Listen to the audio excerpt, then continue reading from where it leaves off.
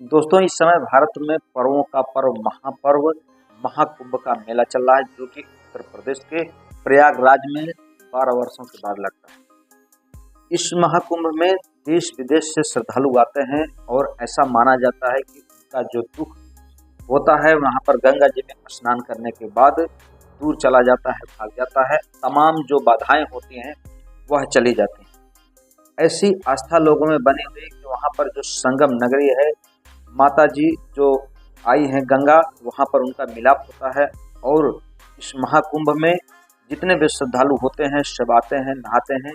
मकर संक्रांति के दिन से शुरुआत होता है और 25 फरवरी तक यह महाकुंभ चलता है दोस्तों। लेकिन इसी बीच इस महाकुंभ में जहाँ अनेकों लोग अपने दुख को दूर करने के लिए आ रहे हैं, अपने पाप को कम करने के लिए आ रहे हैं, इसी बीच में कुछ जो साधु सवाधु बन के घूम रहे हैं। कहा जाए कि कौन साधु कौन शैतान, देखना और समझना हम सबके बस की बात नहीं।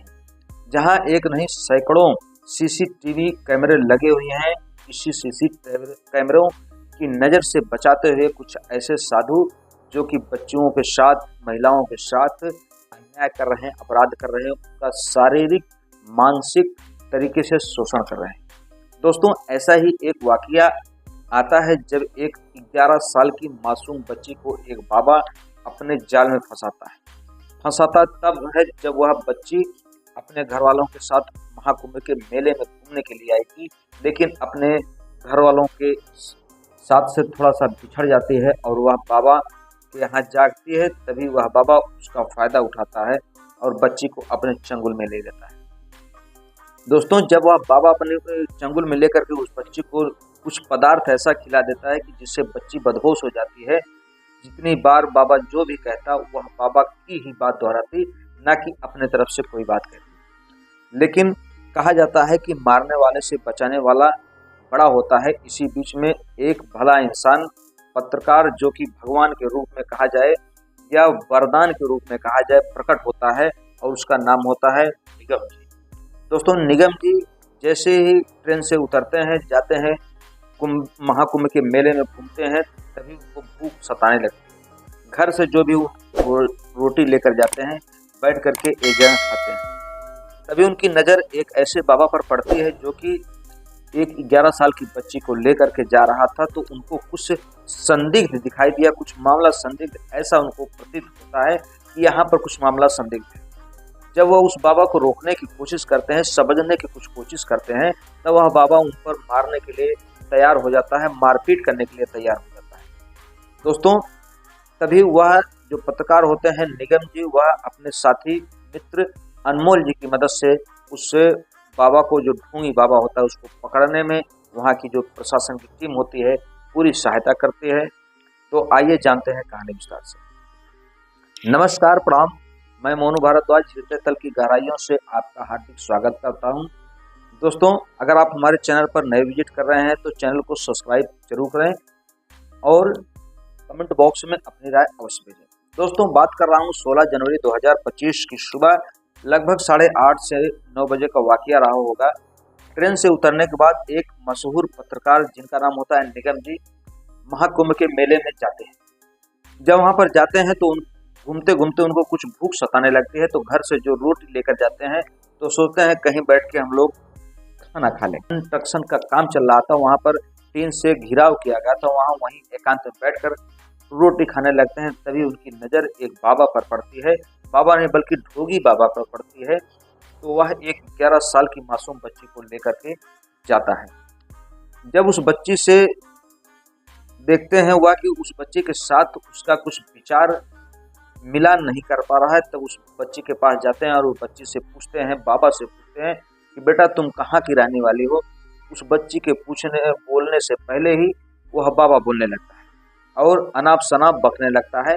तब जो पत्रकार होते हैं निगम जी अपने साथी अनमोल जी को बुलाते हैं और उनकी मदद से उस बाबा के पीछे लग जाते हैं। लेकिन उनके साथ एक और बाबा होता है जो इन कैमरा वालों को, इन मीडिया वालों को मारने के लिए उतारू हो जाता है या अपनी जान बचाकर भागने लगता है। इनकी जो शंका थी और भी संदिग्ध जो बाबा था, बिल्कुल कंफर्म हो जाती है कि यह निश्चित तौर पर कोई ढोंगी बाबा है और किसी घटना को अंजाम देने वाला है।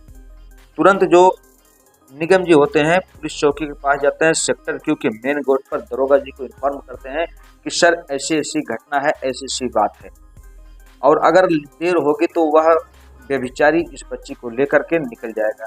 तभी जो वहाँ की पुलिस की टीम होती है तुरंत एक्शन लेती है, और जब आके देखते हैं तो वह बाबा लगभग 300 मीटर की दूरी पर निकल चुका था। लेकिन कहा जाता है कि कानून की निगाहें, कानून का हाथ बहुत लंबा होता है। पुलिस वालों की मदद से उस बाबा को पकड़ा जाता है। जब उस बाबा से पूछा जाता है कि आखिर तुम इस बच्ची को कहाँ पाए, किस तरीके से पाए, तो वह कहता है यह बच्ची मेरे साथ 12 से 13 दिनों से रहती है, जबकि कुंभ का जो महाकुंभ का पर्व है, जो मेला लगा हुआ है, यह 14 तारीख से शुरुआत हुई है। उससे पहले तैयारियां जोरों शोरों पर चल रही थी। इस बच्ची से पूछा जाता है कि बेटा तुम कहाँ की रहने वाली है। यह बच्ची कुछ बता नहीं पाती। तभी उसके जेब से, पॉकेट से एक मोबाइल निकलता है, लेकिन वह मोबाइल स्विच ऑफ होता है। उस मोबाइल को चार्ज करके खोला जाता है, तब उसके पापा का नंबर उसमें मिलता है बच्ची के, और वह बच्ची उत्तर प्रदेश के भदोही का एक गांव पड़ता है नजरपुर, वहां की रहने वाली होती है।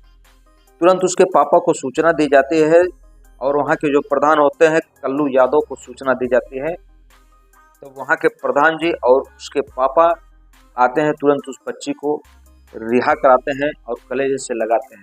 दोस्तों, जब उसके पापा आते हैं, जैसे ही बच्ची अपने पापा को देखती है तो दौड़ करके उनके सीने से लिपट करके फपक फपक कर रोने लगती है। कहा जाता है कि एक बेटी को उस दरिंदे ने क्या खिलाया था, क्या पिलाया था, ये अभी कुछ जानकारी नहीं है, क्योंकि वह उसके चंगुल में इस तरीके से फंस गई थी कि वह अपनी सुधि बुद्धि जो होती है उसको खो बैठी थी।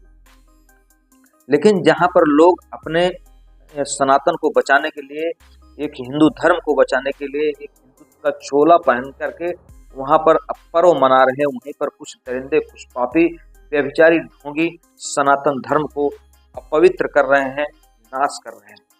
दोस्तों, तुरंत पुलिस की टीम उस ढोंगी बाबा को गिरफ्तार करती है।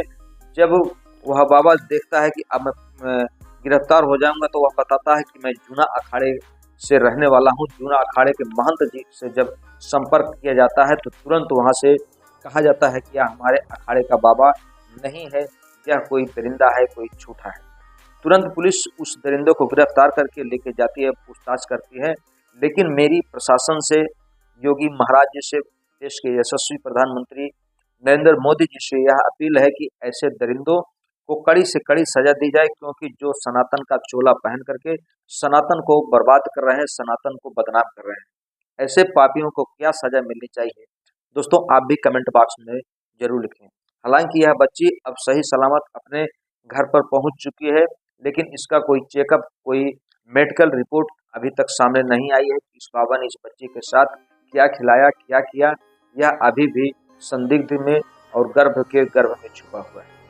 दोस्तों, हमारी कहानी का कहने का तात्पर्य सिर्फ इतना है कि अगर आप भी इस मेले में घूमने जाएं तो अपने बच्चों को, अपनी बच्चियों को साथ में लेकर जाएं और ऐसी किसी भी अनहोनी घटना घटने से बचें। दोस्तों, हमारी कहानी कहने का उद्देश्य किसी के दिल को ठेस पहुंचाना नहीं, बल्कि आपको सतर्क करना है, आपको जागृत करना है। मिलते हैं हम आपसे अगले वीडियो में, तब तक के लिए आप अपना ख्याल रखें। जय हिंद, जय भारत, हर हर महादेव।